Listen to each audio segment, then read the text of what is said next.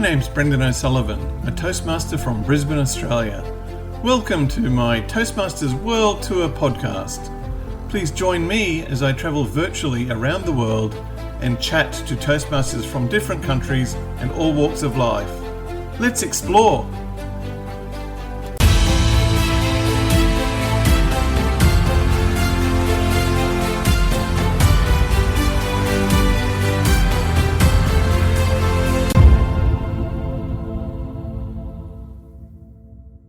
For this episode of Toastmasters World Tour, we're still virtually in Hibernia, which is the classical Latin name used by the Romans for Ireland, seemingly anchored there by my ancestral roots, and feeling so welcome in the aptly named Land of a Thousand Welcomes that I'm reluctant to leave. In Tralee, Ireland, chatting again to Anthony Garvey. Listen in to today's podcast to hear his reflections on both the evaluations and judging of his test speech in episode 18, as well as the feedback on the first paragraph of his new speech. Welcome back, Anthony. It's so exciting to have you back on the podcast. You've listened to the Global Evaluation Contest that I ran online and published on Friday. That was your test speech. I'm wondering what you thought of the evaluators, if any of their evaluation suggestions were helpful, and also reflections on what the judges thought. So starting with the evaluators, what did you think of their feedback? So I find it an incredibly helpful process to be a test speaker, and I would encourage anyone out there to put themselves through the same process. In an actual Toastmasters contest, you can have up to 8 people evaluating your speech. And it's really, really useful because particularly if there is a common theme stretching through any of the evaluators' analysis, you then think, hang on, there's something going on here that I really need to take extra attention and special care of. The disadvantage that the evaluators had here was that they could only hear me, so they couldn't see me, which limited their judgment on maybe my body movement, my stage presence, all of those kind of good things that you see that are part of an evaluation, even if the evaluation contest is done online. But I'd like to commend the evaluators, all 3 of them, on their excellent contributions. And there was plenty of stuff there. I was busy scribbling notes. I won't pick out anyone in particular, but I have like a series of notes here that I have taken, which I will bring into my future speeches. But Brendan, there's a more important point that you have uncovered here. Mm-hmm. What I think you have done is you've given us a glimpse of what evaluation contests will be like in the future. Because if you think about me as a test speaker, I get lots of evaluation either way with the traditional system or with your system. But you bring an extra layer of education into it. Because if you're an evaluator and you're in an evaluation contest, whether you finish first, second, or third, you have no idea why you finished in that order. Yeah. Even if you are disqualified because of time, you get no evaluation. Under the current system, there is no feedback. So you don't have any points for improvement. You don't know why you won. You don't know why someone else finished second or third. In the current system, if you are last drawn in the competition, you sit in the breakout room or out in real life in the waiting room with the sergeant at arms, and you don't get to hear any of the people who went before you. So you miss out on the listening to the participants. Under your system, all of them can listen back to a recording of the tournament. So there is learning there for everyone. All of the evaluators learn, and that is hugely rich, particularly for people who are disqualified because of time. You can say, if you had stayed within the time, you would have been placed. Probably Mm. better not to say where, but that kind of encouragement could be invaluable for a speaker who may have strayed a few seconds over time. And we all know from looking at the World Championship that that happens more often than not. Mm. So Mm. I think your tournament here is fantastic because it shows the possibilities of technology bleeding into the system and how I would refine it, because even creators and innovators like you deserve a tiny bit of positive feedback. Mm. How I would refine it would be this: if the chief judge was able to give feedback which is aggregated on the basis of the opinions of the other judges, and they're looking at what the judges say for points of improvement or things that they like, and then the chief judge delivers it. It's not then one single judge who's giving their opinion. Mm. Might be followed home in the car by a disgruntled competitor who didn't finish in the position that they would have liked. It is the chief judge, like in a court case, summarizing the views of the panel of judges and giving feedback then to the competitors. I think it's awesome. I think you're onto something here, Brendan. I really hope Toastmaster sits up and listens, because it turns an evaluation contest where the evaluators don't get any feedback or any sense of where they are as a benchmark against other people. It gives them real positive educational feedback, and that is a credit to you. Thank you. That's an amazing thought. Having a chief judge that summarizes, I really get that. That's fabulous. And as I said, it keeps them safe and it gives a consensus of opinion. Did you have any other thoughts on that test speech evaluation? Anything you would change now, having heard the evaluations and judgments? Yeah, well, for me, the big challenge was to take a speech which I had delivered 15 years earlier, Yeah. when my dad had passed away in a different district, in Yeah. a live to a live audience. So I was delivering it live Yeah. with my mother and my brother and my sister sitting in the audience listening to it for the first time. Wow. So that was it was to take the bones of that and see how I could play with it online, how I could use. I've got a very rubbery face, as you can see here, Brendan, which I can distort and I can maneuver into all sorts of positions. I love pressing my face up against the screen so that people can see all of the contortions that I go through and the emotions that I'm pouring into the speech.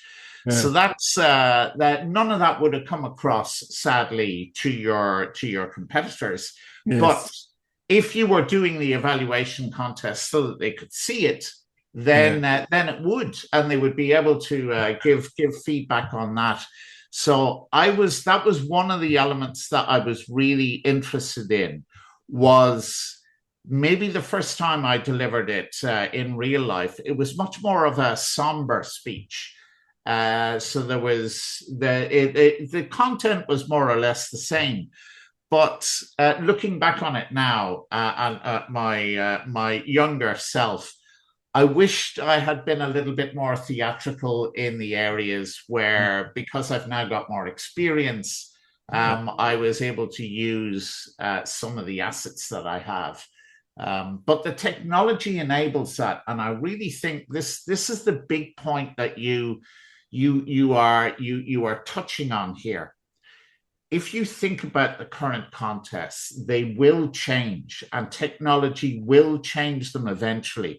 Even though for the time being, Toastmasters International seems to be moving away from technology, it has to come back, because this technology, it's not going anywhere, and it enables so many more possibilities.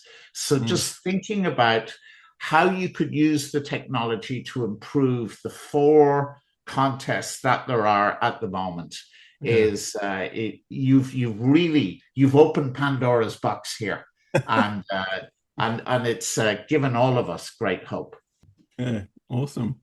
You mentioned that your speech was a bit more somber back 15 years ago. I'm imagining that your emotions were raw and fresh at the time because it wasn't too long after your father's passing. Would that be true? Yeah, and as I said, looking out and seeing my Mm. mother in the audience beforehand, and my brother and sister, I knew where they were sitting. Yeah, Like when the contest starts, the lights kind of come on, and you can't actually see anyone personally, but they're there. yeah, And yeah, I guess I was giving the speech more to them than I was to everyone else, and yeah, for that reason, I probably reeled it in a little, and it was much more real. yeah, It was much more genuine and heartfelt, and yes, emotions were very raw at the time. Whereas the speech is probably in real life, it's more of a celebration of my father, sure. a and that didn't come through until after, because I was still grieving, and there were Yes, people who I was close to who were still hurting. So yes. that's kind of probably the reason why it wasn't as flamboyant as most of my speeches normally are. I get that you were being authentic. Yeah. Yes, And that's what we want more than anything, I think, is authenticity. yes, and someone once famously said, "If you can fake authenticity, then you have it made." So, That's a good quote. I haven't heard that one. All right. Well, we might move on. You threw a bit of a curveball at me, Anthony, which was that you're working on a new speech and you had the opening paragraph that you wanted to get some feedback on that. So I did, at the end of the online evaluation contest, throw that out to the both the evaluators and the judges to see if they wanted to both listen to it and give feedback. And they all put their hand up and said yes, they'd love to do that. oh, So fantastic. so I will play for you that, and then you can hear their feedback, and then I'll get your thoughts on their feedback. Bang! Our faces crunched into the hot African dust. I heard footsteps and peeped up. A small child, maybe 5 or 6, was running, lost, alone, helpless. I started to rise, but Fergus was already on the case. Within seconds, he had scooped the little girl up into his arms, carefully lowering her to the ground before, bang! The second gunshot rang out. Louisa, let's hear your thoughts on Anthony's opening to his upcoming speech. So, Anthony, you start with bang. I don't think you said anything about it being a gunshot until maybe 3 or 4 sentences in, where you say bang the second gunshot. So, with this, there's a lot of things going on. And since we are only working with the first 5 or 6 sentences of the speech, you say bang. You could say, right after that, you could say the gunshot was deafening. The child is running, the sand hits us in our face. So now we know what the bang is, because you got me thinking, what is the bang? And I'm not really focusing on what you're saying after, because I'm trying to figure out what the bang was. Then you say bang the second gunshot. I said, oh, okay. So now I have to stop and think, okay, so that first bang was the gunshot. Now, when you're giving a speech like this and you're going to start like this, it's okay. However, you're creating a lot of tension and pressure at the very beginning of the speech, and that pressure has to be released soon. If not, you're going to take your audience down to the pit with you, and that's not what you want to do. Just a quick example, and I know I shouldn't do this because I said not to do it, but in 2024, when I said clear, clear, my heart stopped beating for 6 minutes. Then I said, best sleep ever. So I went and created the pressure, and then I put in a joke and I let everybody laugh. And then everybody's like, oh, okay, we can breathe. So I'm not sure what you're doing after those first 4 or 5 sentences that you describe the second gunshot, but whatever it is coming after that has to be something that's going to release the pressure so that the audience wants to keep listening. That's my evaluation. Fabulous. I love these insights. It's just, I really enjoy it. Even though it's not for me, I just think we all learn so much from this. So, Anthony, you've just heard Louisa's feedback on your opening paragraph of your new speech. Any thoughts on that? Sure. Well, first of all, it's an honor to be evaluated, even to have a little paragraph evaluated by Louisa Montalvo, who, as everyone knows, is a world champion of Toastmasters International and finished first out of 20,000 speakers. She's also a firm favorite at Shilling Speakers. She came and gave us an educational talk there. So, hello, Louisa. Lovely to hear you. Just your voice. And you're as cool as a breeze when it comes to doing evaluations. And I love that you could arrive and deliver an evaluation off the top of your head and then be gone 10 minutes later. I think the point that you make about the gunshot and people not knowing it was a gunshot might come across more clearly if you were able to see me and the way that I was reacting to the bang. But I accept completely what you say. It could be a wall falling down or a crash of a car. It was a very the idea was to have a very dramatic opening that really captures people's attention. But what I value in particular is your idea of diffusing the tension and not leaving people lying around. Yes, the next line is meant to be a little bit of humor, and it becomes lighter after that, and we return to the gunshot at the end. But your evaluation is spot on. I'm now going to rework that a little to make sure that people understand it. Not least because very often speeches are audio speeches. I have speeches from world champions that I listen to in the car, and I can't see them doing their body language or their movement across the stage. So it's important that I'm able to visualize my audience is not just limited to people who see me live taking part in a contest or people who see the visual recording, that there are audio elements to it too. Thank you, Louisa. Wonderful to hear your voice. Come back to Shilling sometime soon. Fabulous. All right, we might move on to the next bit of feedback. Ravi, I might give you the option if you'd like to go next. Thank you. In terms of the opening, I mean, it's tough to comment on a opening without knowing where it's going. But the opening was visual. There was a bang. There was running. There was falling, lifting. All of that pretty visual, which is sometimes good in terms of setting the scene and setting the stage. And in terms of, in addition to being visual, it's also emotional, right? There's a little girl and there were some emotional words being used: lost, alone, helpful. So there's a bit of emotion as well. And there's a gunshot to end it up with.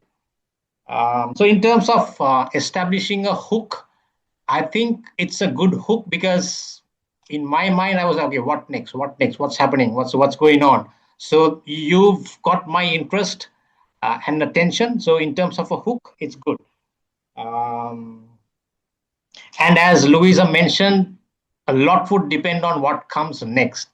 We just heard the first para. I hope that little girl doesn't die. Because sometimes if you, the thing, what happens is if you take them too low, it's probably difficult to lift them up. So it depends on where you're taking the audience. So as Louisa very correctly said, okay, you've got a lot of tension built, now to release it.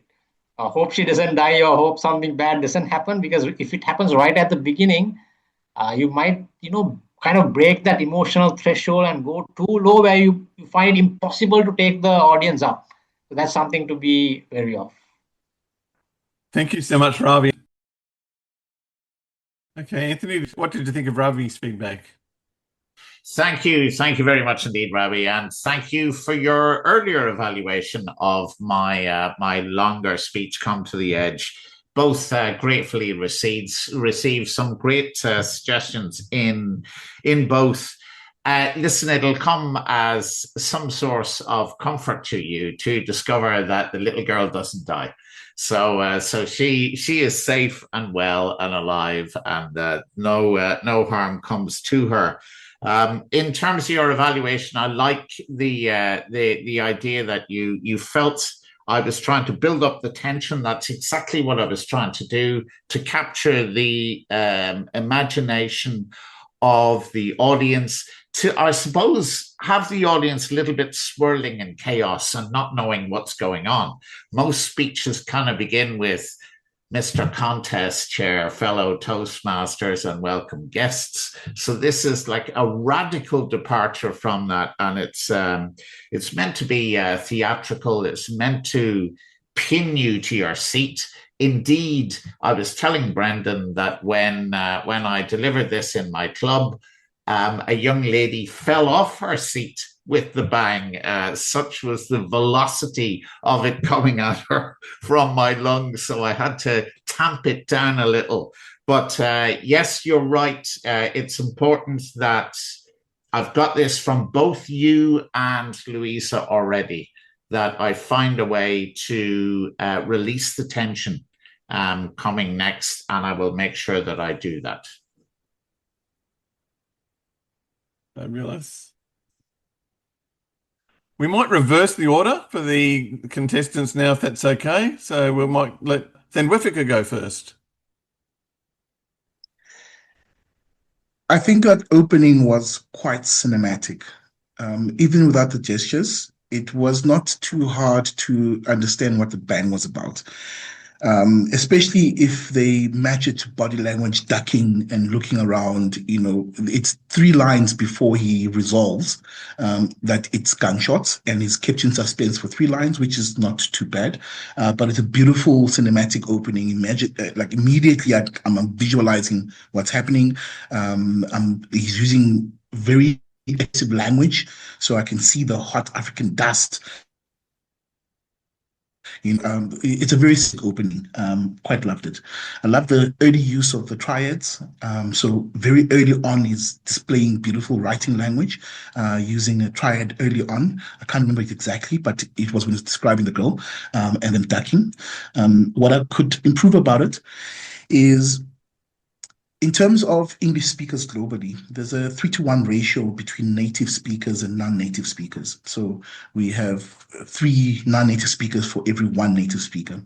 And because of that, when someone comes from a country where they are a native speaker, they often don't think about the connotations words have and what imagery they, incite in non-native speakers' minds. For example, hot African dust, for me, felt slightly derogatory. The choice of the word dust instead of sand, soil, or any other synonym, because dust itself is something worthless, something, it's frivolous. That could have been turned into, as our faces hit the hot African soil or sand, or, there's other synonyms beyond dust.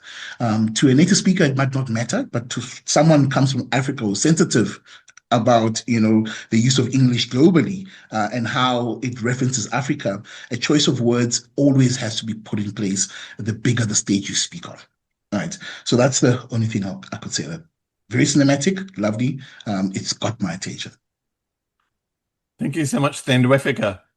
Anthony, what were your thoughts on Thandwefika's evaluation? Thandwefika, thank you very much for your comments, and thank you also for evaluating my speech earlier, "Come to the Edge."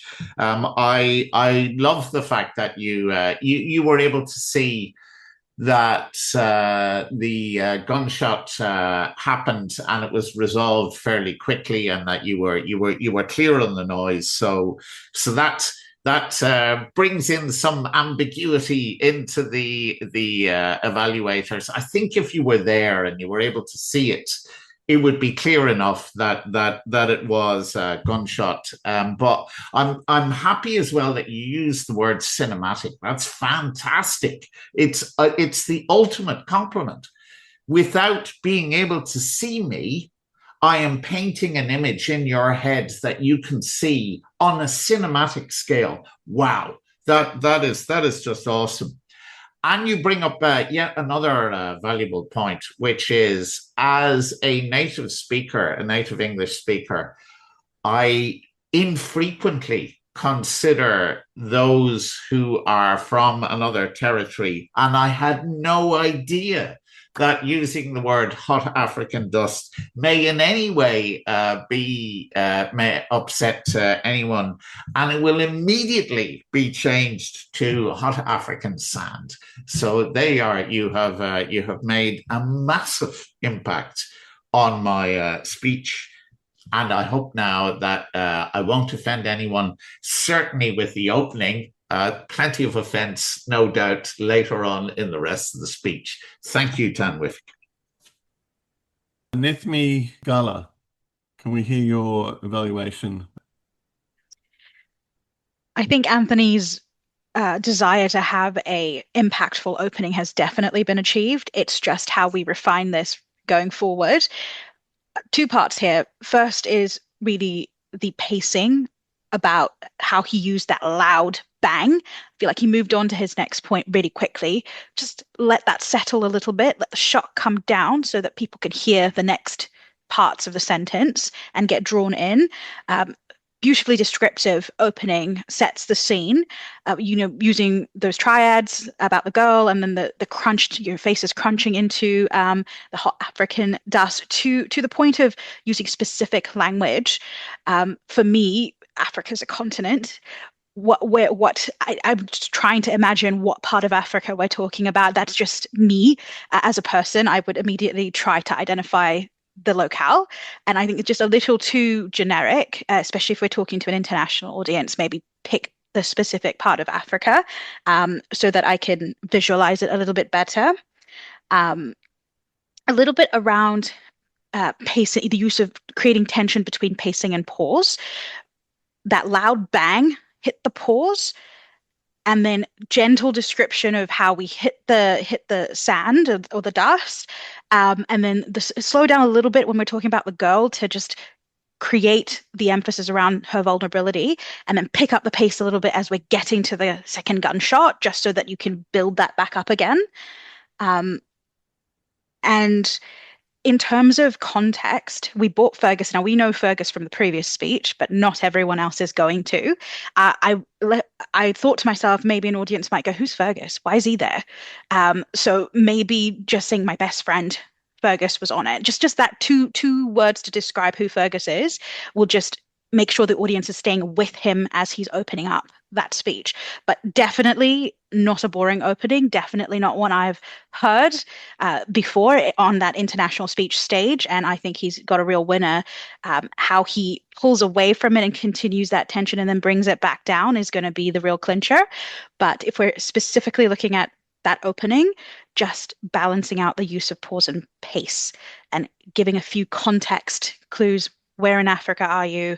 Who is Fergus? So that the audience can stay tuned in to the visual that he's trying to create. That's me. Thank you so much, Nethmi. Fabulous. Nethmi went on at the weekend to win her district finals in the evaluation contest. Fantastic! Congratulations! Well done, Nethmi. And it's all down to this process. So we are looking for a share of the prize money, Nethmi. If you could send it care of Brendan to District 69 Toastmasters, we'd be delighted. Well done. Delighted for you. Delighted.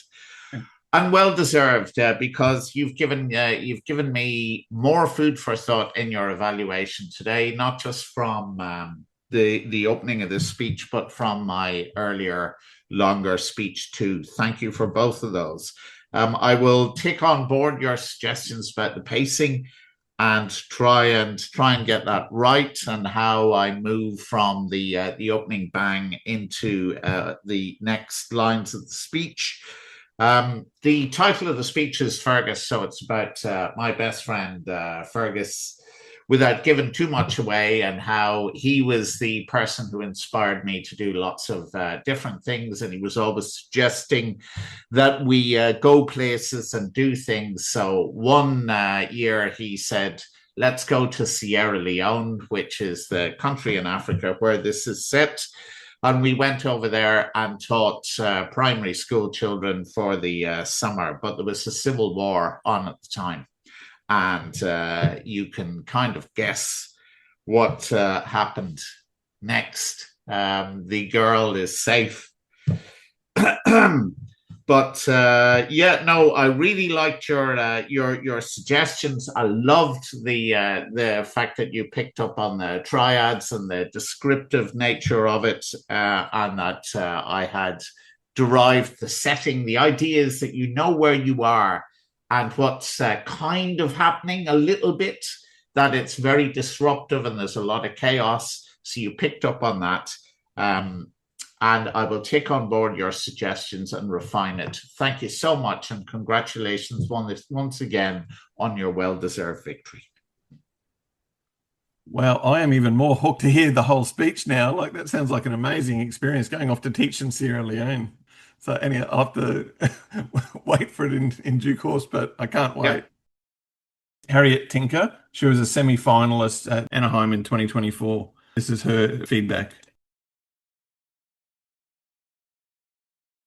Well, there's really not much to say yet because it's just the beginning of it, but it definitely gets me curious to say, oh, okay, what is that gunshot all about? And if I understood, did he say a little girl in there? There's a little girl in there? Okay, so it would be helpful to describe the little girl. Instead of saying little girl, because in my mind, when I think of a little girl, I might think of a little girl, blonde hair. Maybe I might think of a little girl with braided hair. So it would be helpful to describe the character of the little girl. Just say, oh, a little girl with sparkles in her eyes or something. You always have to be very descriptive in your speeches so that as listeners, we can see we are in there with you, because you just want to transport us to the scene. So we are right there. Instead of telling us, transport us to the scene. So that's one I would really recommend. So that's the most... You always want to make sure you elicit emotions and you get us curious, because now I can visualize this little girl, maybe with blonde hair. Wow, is she terrified? What is the emotions of this little girl? So I don't know if that he wants to say that at the beginning, but even if you don't want to say she's a terrified little girl, you need to say, instead of little girl is not useful. You need to describe the little girl's description. And bang is good. Like, he really startled me. I'm like, okay, that's funny. In some ways, what it triggered me, because I listened to a lot of speeches, all of the World Championship. There was another speaker who went overtime. She never won, but I won't remember her name of her speech. I know it's she started the speech saying roof, roof, roof, and said, I wasn't barking. That was me trying to call my sister. Her name was Ruth, but I had a speaking impediment. So there's a speech like that. So when he said bang, it reminded me of her, because she sets off like almost like barking, saying roof, roof. And so that's what it reminded me of. And that speech stands out because I remember it because of that particular thing. So for him saying bang, I'm like, whoa, that's going to startle me. And he's right. A lot of speakers said, thank you, Madam Toastmaster. I never say that ever in my speeches. I'll start off my speech and I'll say contest chair. I don't thank everybody else, because it's the contest chair that introduced me. So I'll thank contest chair, and then I'll say contest chair friends. So that these kind of like, almost like I acknowledge it, contest chair and my friends. So we here in the UK and Australia is different, but universally, you never say ladies and gentlemen because it's some people don't, they're not ladies, some people are not gentlemen. So you want to say friends. So universally, you never say ladies and gentlemen. If you go in the world stage, you always want to say friends because they're your friends, they're listening to you. So that's a short feedback there. And I know he didn't say it at the beginning, but that's something if he decides to add that into his speech, just say contest chair of friends in between.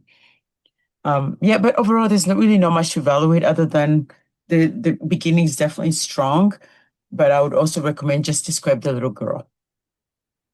And I'm like curious, what comes next? You got me there. Well, we'll have to watch. Exactly, we'll have to watch and wait. Yeah. Yeah, awesome. Yeah. Okay, thank you heaps for that, Harriet.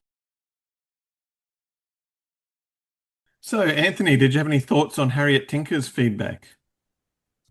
Yes, indeed, Harriet. Thank you. Thank you very much for your evaluation and for your evaluation of my earlier speech. I achieved my goal, which was to spark your curiosity. And I love that you began wondering what was happening. And when you finished your evaluation, you were still wondering what was happening. And that was the burning theme going throughout. So I'm delighted about that. Yes, I think you made some really valuable points there. You'll be pleased to hear that I acknowledge the contest chair in the very next line after the opening. So the opening, and that's to break, as well as being polite. It's also to break the tension and move away from the difficulty to something else. But the points that you make about the emotions and the building up and the tension, I think, is really good. I've taken a lot away from your analysis, and I'm very grateful to you for putting the time in to look through and evaluate both my speech and the opening to a new one. Thank you, Harriet. And finally, we have Samuk. Yes, as Ravi also mentioned, it was quite short, and there are a lot of things which can possibly develop into. The only two things that I observed was that he mentioned to you in the podcast before he started that his idea was to capture the interest of the audience, get the attention, which he did very well by starting with a very loud statement called bang. But then it did create a curiosity of how the speech is going to develop into. Then, since it was long before we heard the second gunshot, so curiosity might have converted into confusion a little bit. Maybe that is one thing that Anthony can consider. How long of it will be curiosity and when will it turn into a confusion? So that is one suggestion or observation that I made. And another thing is that even in the voice modulation, I think it could have been a little different with the fear in his voice as well. When he said bang and then followed up with the next statements. I heard that the voice was more calm, but it can also be shown in his voice, a little bit trembling maybe. That tells you, that gives the audience in the scene more clearly, I think. These are the two things that I observed. Thank you so much, Samuk. It's fabulous getting just insights from everyone. It's interesting when you get different perspectives, isn't it? What did you think of Samuk's evaluation there? Oh, terrific. Last and certainly not least, Samuk, thank you so much for your evaluation and for your evaluation earlier of my longer speech. I like that you picked up from the opening analysis. So you started your work not just listening to the paragraph, but listening to the preamble, and that's great. So it's a bit like someone looking through the objectives of the speech as an evaluator and matching them to see, did I achieve what I was setting out to do? And certainly, yes, I was looking to get your attention, to keep you wondering, what's going to happen here? Where's this speech going to go? To develop that kind of curiosity for you. I was looking to make it a confusing setting, because it was when all that chaos happened. But I hear what you say in terms of building in some trembling and some fear into the voice at the beginning, because it was a very chaotic situation, and yes, it was terrifying, and so my voice should have reflected that more, rather than perhaps the calmness with which I delivered the opening speech.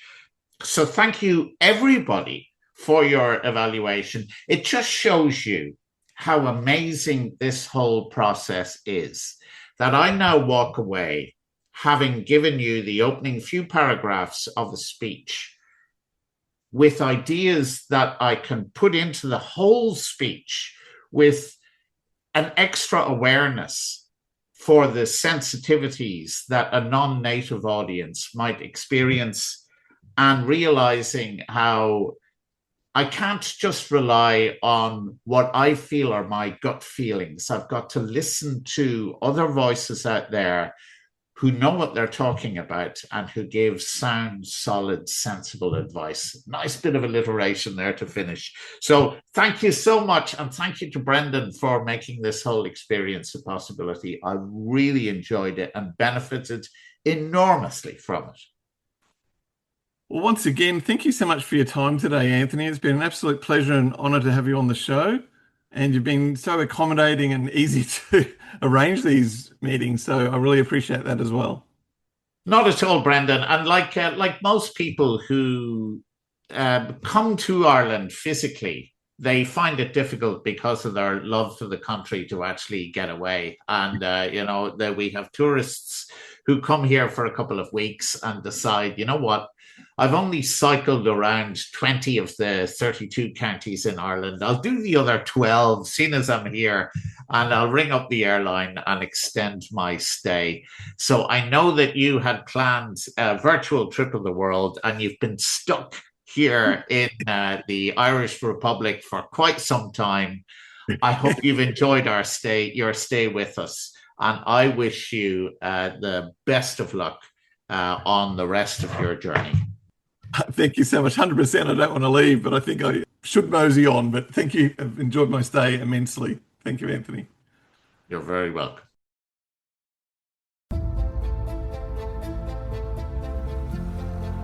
Thanks for listening to today's show. One of the key elements of Toastmasters is evaluations. This is how we grow and improve, both by encouraging comments for things we got right and points for improvement. We all learn and benefit from these evaluations, not just the person being evaluated. So any feedback in the comments is greatly appreciated. If you have a Toastmasters story you'd like to share or would like to be on the show, I'd love to hear from you. You can reach me at toastmastersworldtour@gmail.com. Thanks for listening.